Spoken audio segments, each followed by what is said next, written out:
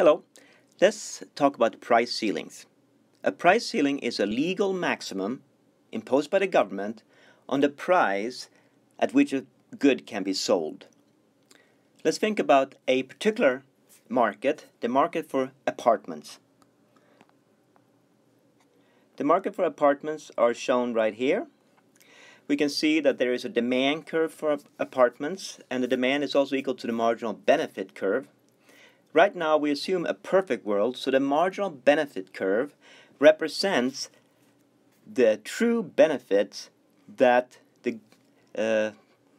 society gets from consuming apartments. And the supply curve, which is also the marginal cost curve, represents the true cost to society associated with producing and selling apartments.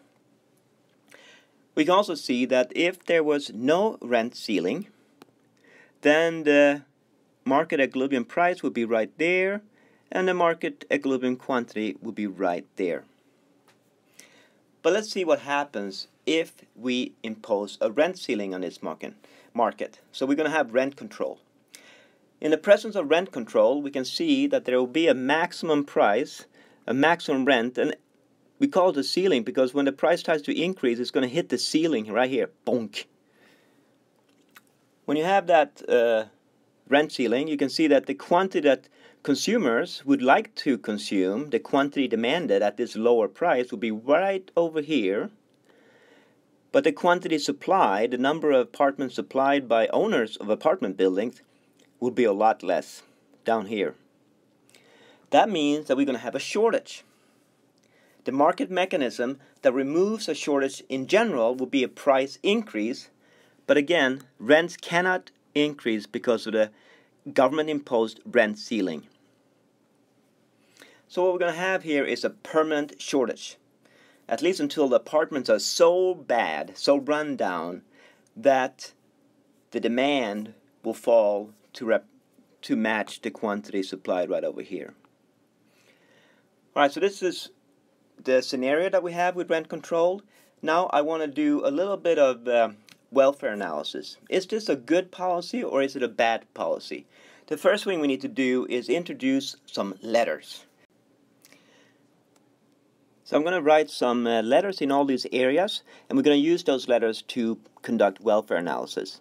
So first of all, we have letter A right there. Letter B will be representing that area. C, D, and E. Now, when we do welfare analysis, we have to create a table where we want to compare the outcome before the policy, in this case the rent ceiling, and then after the policy with the rent ceiling. So what we can do here is if we look at the free market outcome, which would be the policy that we have before there is a rent ceiling, we can see that what we would be right here, right? Market equilibrium, price and quantity. And if we have consumer surplus in that case, we would just find the area below the demand curve above the price that consumers pay, which in this case would have been A and D. Producer surplus is the area above the supply curve and below the price that producers and sellers of apartments would receive, which would be B, C, E. Total surplus in a free market would therefore be the sum of consumer surplus and producer surplus, A, B, C, D, and E. Now let's see what the outcome will be when we have a rent ceiling. Again, when we have a rent ceiling, we're going to have a lower quantity. There's a lot of consumers who would like to buy cheap or rent cheap apartments, but they can't because the sellers of apartments will limit the supply to right here. And what the outcome is then is that their consumer surplus, which is the area below the demand curve and above the price. Now the demand curve is of course right here, but now they're paying this price, and therefore A and B will represent consumer surplus.